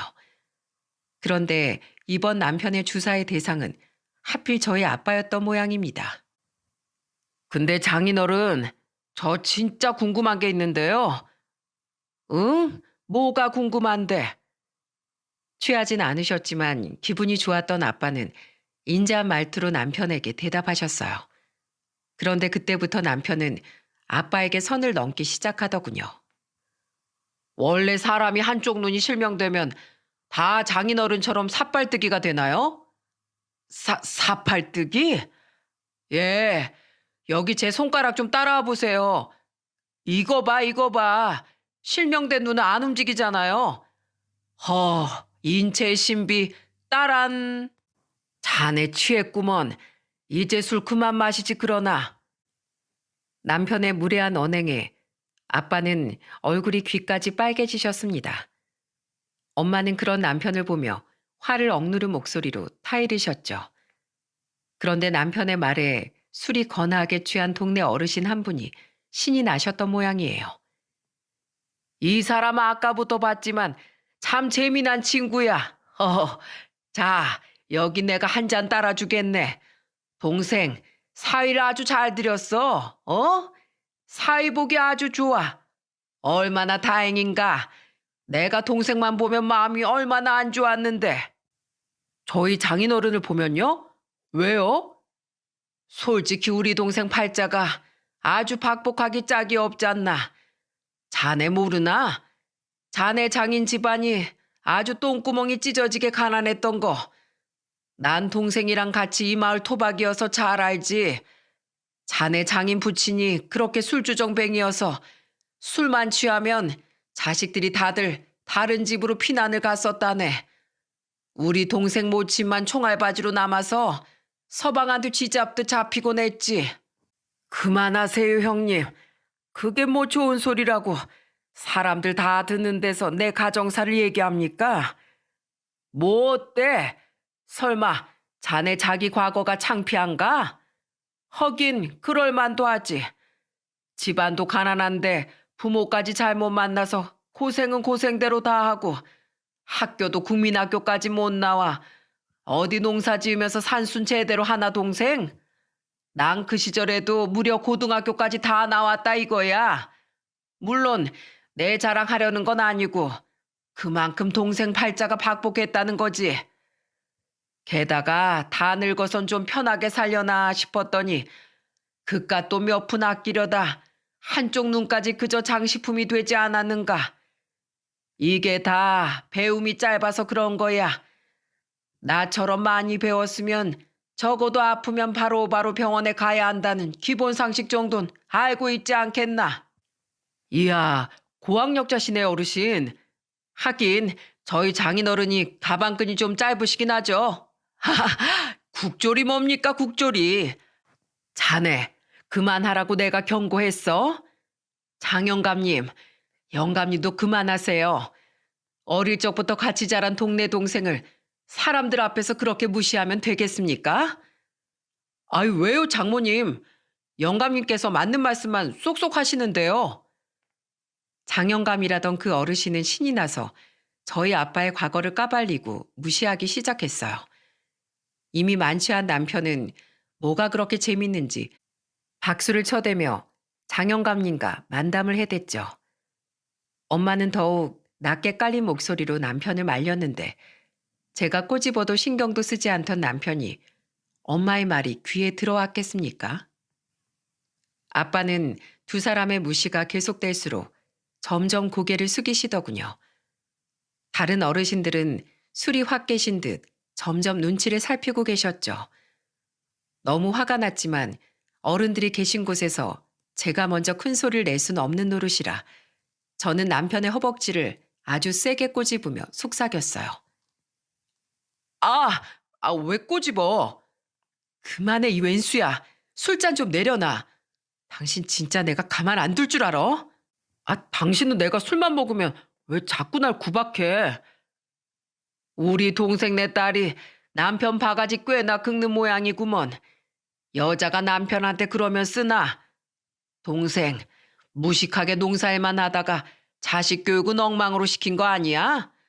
모름지기 배운 사람이 자식 교육도 잘 시키는 법인데 우리 아들이랑 딸로 말할 것 같으면 서울에 명문대를 나와서 한 놈은 세무사하고 한 놈은 대기업에 다녀. 이게 다 내가 교육의 중요성을 잘 아니까 자식 교육에 힘쓴 덕분인겠지.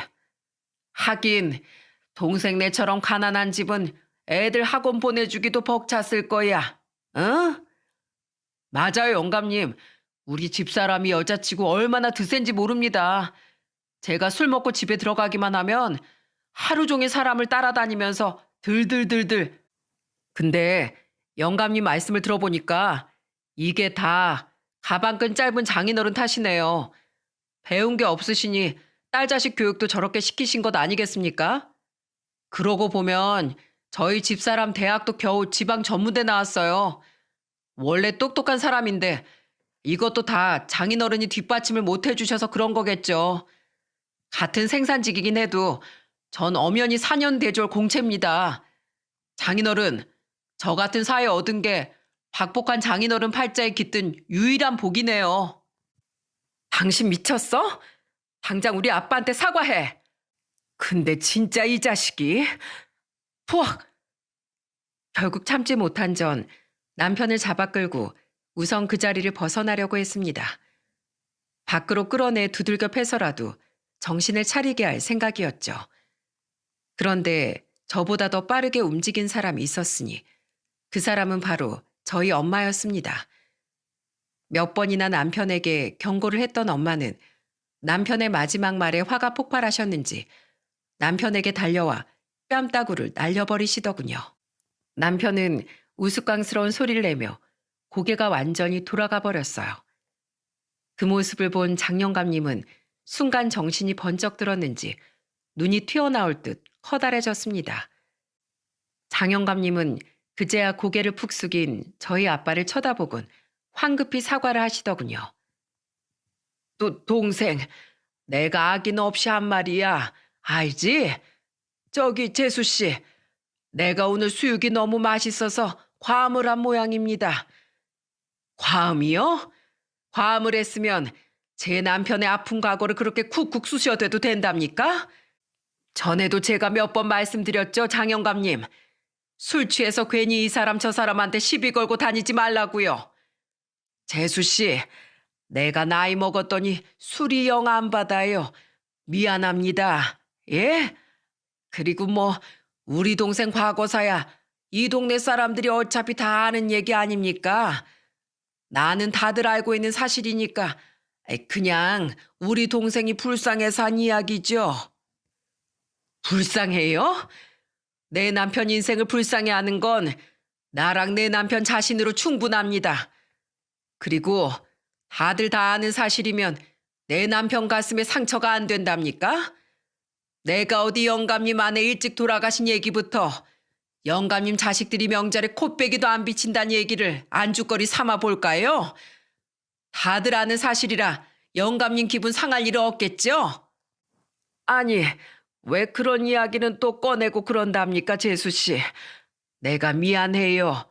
예? 아이고, 난 무서워서 이만 가야겠네. 그냥 그렇게 가면 다예요? 또다시 내 남편 앞에서 그딴 소리 해대면 나 그땐 절대로 가만히 안 있어요. 이 노망난 영감탱이야. 엄마는 꽁지가 빠져라 도망가는 장영감님의 뒤통수에 대고 마지막까지 고함을 치셨습니다. 그리곤 고개를 획 돌려 남편을 노려보셨죠. 엄마의 호통에 남편 또한 정신이 조금 든 모양인지 남편은 그런 엄마를 제대로 쳐다보지 못하고 시선을 바닥에 내리꽂더군요. 자네, 내가 몇 번이나 경고했지? 그만하라고. 자네 뭐가 그리 잘나서 자네 장인을 그렇게 무시하나? 누가 장인을 무시하며 화를 낼 생각부터 해야지. 박수까지 치면서 동조를 해? 이래서 사람은 술버릇에 본심이 나온다고 하는 거야. 내 오늘 자네 본심을 똑똑히 알았네. 장모님, 그게 아니고요. 아니긴 뭐가 아니야. 장모라고 부르지도 말어. 난 자네 같은 사이는 두 번 다시 볼 생각 없네. 여보, 일어나요. 당신이 뭘 잘못했다고 고개를 푹 숙이고 있어요. 서정아, 네 아빠 모시고 나가자. 다들 미안하게 됐습니다. 다음 애들 봐요. 저는 엄마와 함께 아빠를 모시고 노인정 밖으로 나왔습니다. 남편은 비틀거리면서 우리 뒤를 황급히 따라 나왔죠. 저는 노인정 밖으로 나오자마자 뒤따라 나온 남편의 뺨을 아주 세게 날려버렸어요. 아! 여기 장모님한테 맞은 데야. 알아. 일부러 더 아프라고 거기 때린 거야. 내가 안에서 큰 소리 내면 우리 부모님이 오히려 더 망신스러워 하실까봐 겨우 참았어. 야, 이 개만도 못한 놈아. 네가 감히 우리 아빠를 사람들 앞에서 그렇게 욕보여? 뭐? 가방끈이 짧아? 당신이 우리 아빠처럼 힘든 상황에 놓여 있었으면 당신은 그 잘난 대학까지 졸업할 수 있었을 것 같아? 아니, 당신처럼 곱게만 큰 인간은 진즉에 논두렁에 코 박고 자포자기 했을걸? 부모 덕에 고생 한 번 안 하고 호강하며 자란 인간이 감히 우리 아빠 인생을 모욕해? 내가 몇 번이나 경고했지? 만취해서 또 이러면 그때 나 당신이랑 못 산다고. 당신이랑 나는 이제 끝이야. 꼴도 보기 싫으니까 버스를 타든 뭘 하든 집으로 꺼져버려. 내가 집으로 올라가는 즉시 이혼 서류 작성할 준비나 해. 여보, 안 돼. 이혼이라니. 내가 잘못했어. 장모님, 장인어른, 제가 죽일 놈입니다. 제가 술이 너무 취해서 그만 천지분간을 못했어요. 제가 운전석에 오르려고 하자 남편은 저희 부모님의 옷자락을 붙잡고 엉엉 울며 애원하더라고요. 아빠는 조용히 남편의 손을 뿌리치셨고 엄마는 아예 남편을 바닥으로 밀어 넘어뜨리셨죠. 감히 어디다 손을 디밀어? 땡깡 부리려거든 자네 부모님께 가서나 실컷 부리게. 서정이 너 뭐해? 얼른 출발해. 그렇게 우린 남편을 노인정 앞에 버려둔 채 친정으로 돌아왔습니다. 집으로 돌아온 아빠는 곧장 침대에 올라 옆으로 돌아 누우시더군요. 저와 엄마는 그런 아빠가 걱정되어 옆에 앉아 있었는데 아빠는 이내 어깨를 들썩이며 흐느끼기 시작하셨어요. 아빠, 죄송해요. 제가 그런 놈을 남편이라고 여태 데리고 살았네요. 아니다. 그 착한 김서방이 속으로 무시할 정도면 내 인생이 한심했던 게지. 내가 배움이 짧아서 너랑 규태교육에도 무심했고 장영 말대로 내가 건강에 대해 무지해 내 눈을 멀어버리게 만든 거야. 아빠, 절대 그런 거 아니에요. 아빠가 저랑 동생한테 얼마나 좋은 아빠셨는데요. 그리고 이제라도 한쪽 눈 관리 잘하시면 되잖아요. 아빠가 우시니까 저까지 너무 눈물 나요. 여보, 당신이 자기 인생을 비하하면 나랑 우리 애들은 뭐가 돼요? 나랑 애들은 당신 인생의 복 아니에요? 그리고 우리가 애들 공부엔 비록 덜 열성적이었을지 몰라도 애들 인성교육 하나만큼은 아주 호되게 시켰잖아요. 부모가 자식을 인간 만드는 것보다 더 중요한 일이 어디 있단 말이에요.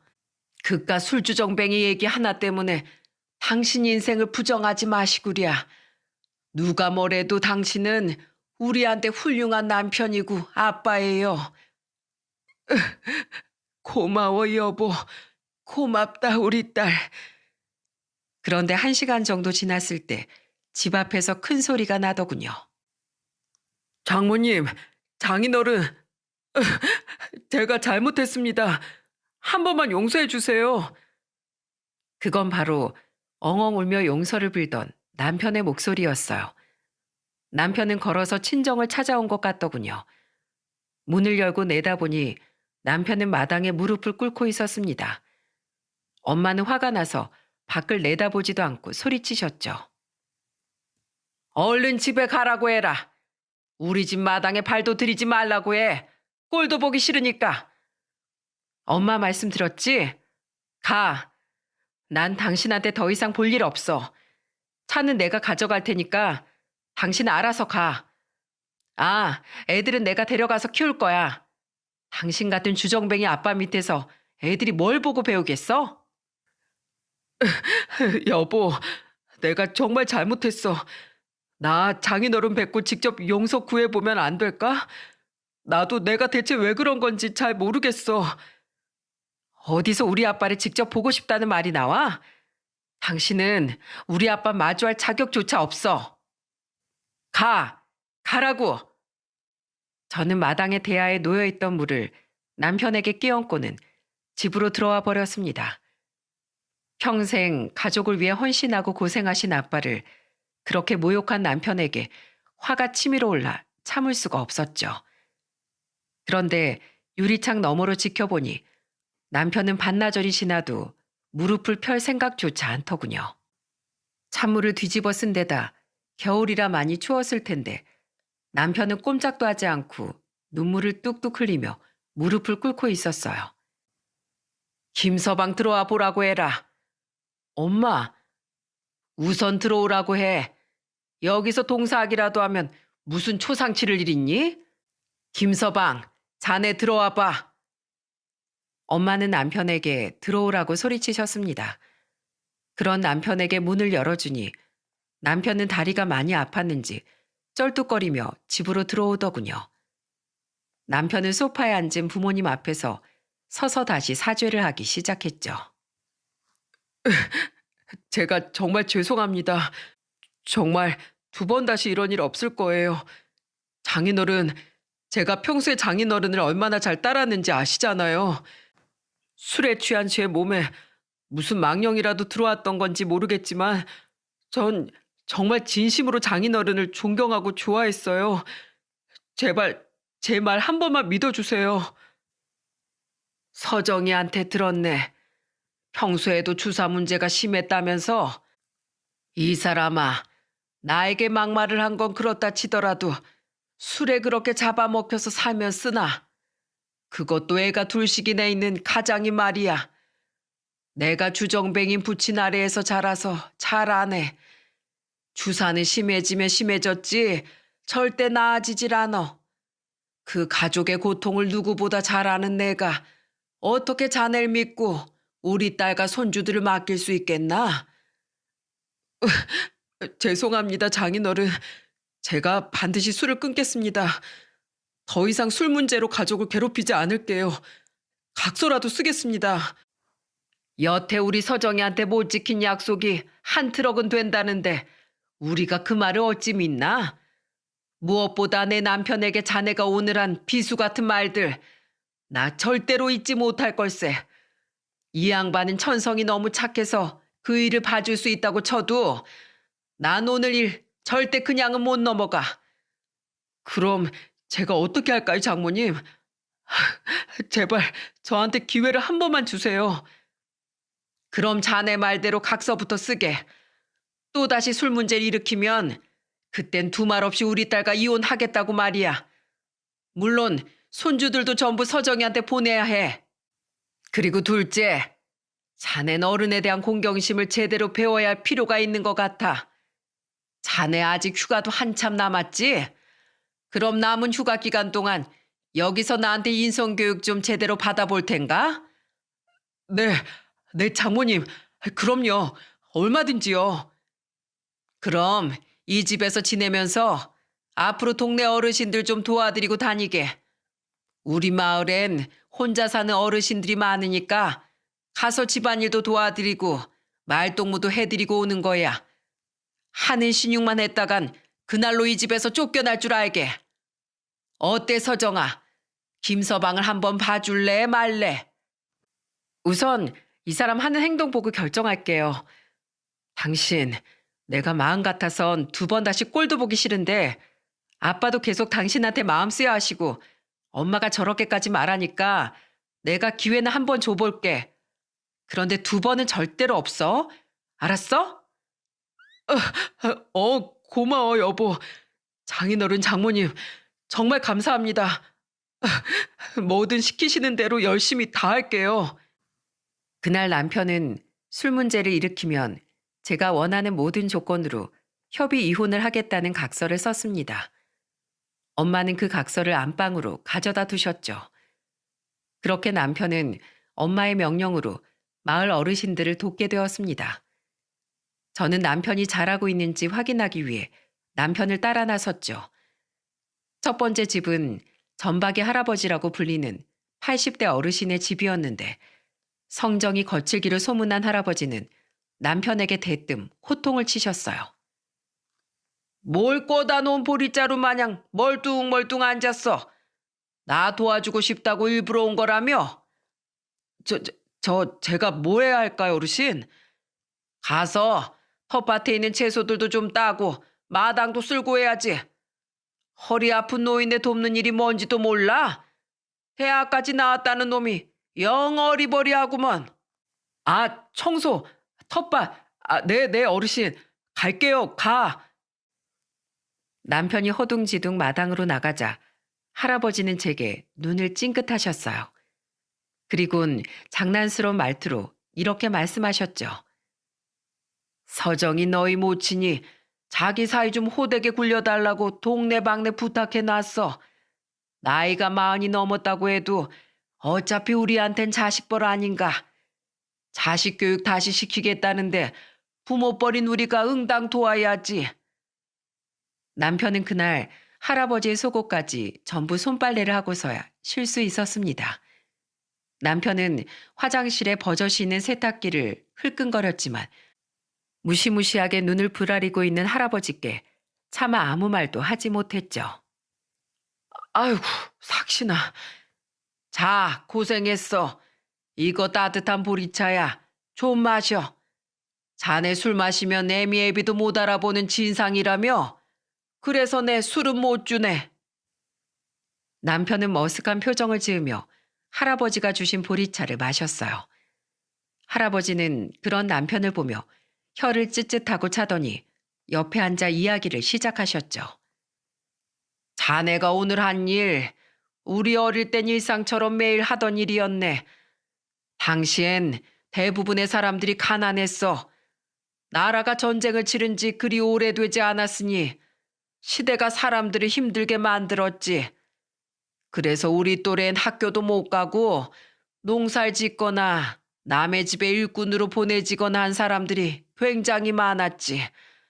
공부고 뭐고 일단 살아야 할 것 아닌가.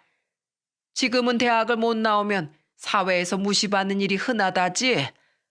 그렇게 너도 나도 교육을 당연하게 받을 수 있는 시대가 그냥 온 것 같은가. 아닐세. 우리 같은 노인들이 자식에겐 가난을 대물림시켜주고 싶지 않아서 나라를 열심히 키운 덕에 지금 같은 시대가 온 거야. 내가 꼰대여서가 아니라 적어도 현재를 누리는 사람은 윗세대에게 감사하고 존중하는 마음을 가져야 마땅한 거야. 우리도 그랬듯이 말이야. 할아버진 뒤이어 자신의 인생 이야기를 시작하셨습니다. 할아버지는 너무 가난한 나머지 결혼조차 못하고 이 마을에서 평생 혼자 사셨다고 하시더군요. 겨우겨우 남의 논밭에서 일하고 받은 삭을 모아 이곳에 내 땅을 샀네. 난 그 땅에서 오래도록 벼농사를 지었지. 그러다 보니 너무 애착이 강해서 이곳을 떠날 수가 없었네. 또한 나처럼 내 자식들이 가난해질까봐 무서워서 결혼도 하지 않았네. 자네 장인 장문 대단한 사람들인 거야. 그렇게 가난한 환경에서 집안을 그 정도까지 일으키고 자식들을 다 교육시켰으니 말이야. 게다가 나처럼 가난에 찌들어서 성격이 모나지지도 않았지 않나. 자네 장인 장모 인품이 얼마나 훌륭해. 그네들에게 잘하게. 자신들도 넉넉치 않은 상황에도 나누고 베풀 줄 아는 좋은 사람들이야. 그날 이후에도 남편은 베트남 참전 용사였던 경배 할아버지 댁, 그리고 열심히 공부시킨 자식들에게 버림받고 혼자 쓸쓸히 사시는 분이 할머니 댁 등 많은 어르신들의 집을 찾아다니며 집안일을 돕고 어르신들의 말씀을 들었습니다. 남편을 따라 다녀보니 저도 몰랐던 마을 어르신들의 아픈 사연들을 많이 듣게 되더군요. 남편과 저는 함께 집으로 돌아오며 숙연한 마음에 침묵하기도 했고, 또 어느 날은 가슴이 너무 아파 참았던 눈물을 떨구기도 했어요. 그렇게 닷새 정도 돌아다니던 저와 남편은 어느덧 휴가를 이틀밖에 남겨두지 않게 되어 마지막 어르신의 집을 방문하게 되었습니다. 어, 안녕하세요. 그 집의 주인은 놀랍게도 술에 취해 저희 아빠를 무시했던 당사자인 장영감님이더군요. 저는 조금 불편한 기색으로 남편은 어색한 표정을 숨기지 못한 채 영감님의 집에 들어갔어요. 하지만 영감님은 우리에게 아무런 일을 시키지 않으셨고 그저 떡과 우유를 내밀며 저에게 사과를 하셨죠. 반성을 해야 할 내가 누굴 교육시키겠나. 저 서정아, 내가 그날은 정말 미안했다. 너희 아빠에겐 이미 찾아가서 사과를 했어. 그때 잠깐 너희들도 들었다시피 사실 난 아내를 일찍 여의고 혼자서 자식들을 키웠어. 남자 혼자 농사일하면서 자식들을 교육시키려니 참 어렵더라고. 그래서 무작정 공부하라고 다그치기만 했지. 근데 내가 정작 중요한 애들 인성교육은 제대로 시키지 못했던 거야. 암만 좋은 대학 나와서 좋은 직업 가지고 있으면 뭐 하겠어. 돈 없는 날 부모 취급도 안 하는 금수들로 컸는데 그게 내 컴플렉스였어. 그래서 난 항상 너희 부모가 부러웠단다. 굳이 무슨 날이 아니어도 너희들도 그리고 네 남동생 부부도 김동생 집을 자주 찾아오니까 말이야. 그래서 내가 그때 술도 취했겠다. 자격지심이 폭발했던 것 같아. 다시 한번 정말 미안하구나. 그리고 자네 이름이 민욱이라고 했나? 민욱군. 자네도 본심은 그렇지 않았으니 여태 자네 장인 장모에게 사죄를 하고 있는 거겠지? 한 번은 실수해도 두 번째부턴 실수가 아닌 법이야. 꼭 술 끊으시게. 나도 이젠 약 주고 뭐고 싹 끊어버릴 거야. 장영감님에게도 나름의 아픈 사연이 있으셨더라고요. 진심으로 사과하시는 영감님께 더는 나쁜 마음이 들지 않아 저는 마음이 사르르 풀어지게 되었죠. 그날 저녁 엄마는 무릎 꿇고 앉아있는 남편에게 그동안 뭘 느꼈냐고 물어보시더군요. 무시당해야 될 사람은 배움이 짧은 사람이 아니라 바로 저처럼 감사함을 모르는 인간이라는 걸 깨달았어요, 장모님. 어른들께서 배우고 싶지 않아 배우지 않은 게 아니셨고 자신의 몸을 돌보는 것보다 아끼는 것이 생존이라고 생각하실 만큼 어렵게 사셨기에 절약이 몸에 배이신 거라는 걸 알게 됐습니다. 제가 받은 교육들은 당연한 게 아니라 어른들의 수많은 피와 땀으로 이루어진 이전 시대 결과물이라는 걸 이젠 알아요. 장인어른, 사실 제 마음속 한구석엔 정말로 배움이 짧은 장인어른을 무시하는 마음이 있었을지도 모르겠습니다. 저는 제가 얼마나 운 좋았는지 모르는 철없는 놈이었으니까요. 그런데 장인어른, 제가 장인어른을 존경한다고 했던 말은 정말 진심입니다. 특히 이번 장모님의 교육으로 제가 얼마나 어른들께 감사하며 살아야 하는지도 잘 알게 되었어요. 장인어른, 장모님, 저 이젠 정말 진심으로 두 분을 그리고 어른들의 삶을 공경할 줄 알게 됐습니다. 앞으로 행동으로 꼭 증명해 보일게요. 그리고 술도 끊겠습니다. 그러니까 마지막이다 생각하고 저 한 번만 믿어주세요. 꼭 못난 사이에서 자랑스러운 사이가 되겠습니다. 며칠 전엔 무작정하는 사과로 들렸다면 이번엔 저에게도 남편의 진심이 느껴지더군요. 아빠는 바닥으로 내려와 눈물을 흘리며 남편을 안아주셨어요. 그래, 아주 기특해 우리 사위. 잘못은 그렇게 뉘우치면 되는 거야. 앞으로 그 마음 편치 말게. 자네 그 말 내가 한 번만 더 믿어보겠네. 하지만 또다시 이런다면 그땐 정말 국물도 없을 줄 알아. 친정 부모님의 용서를 받은 남편은 휴가를 하루 앞둔 날이 되어서야 집으로 올라올 수 있었습니다.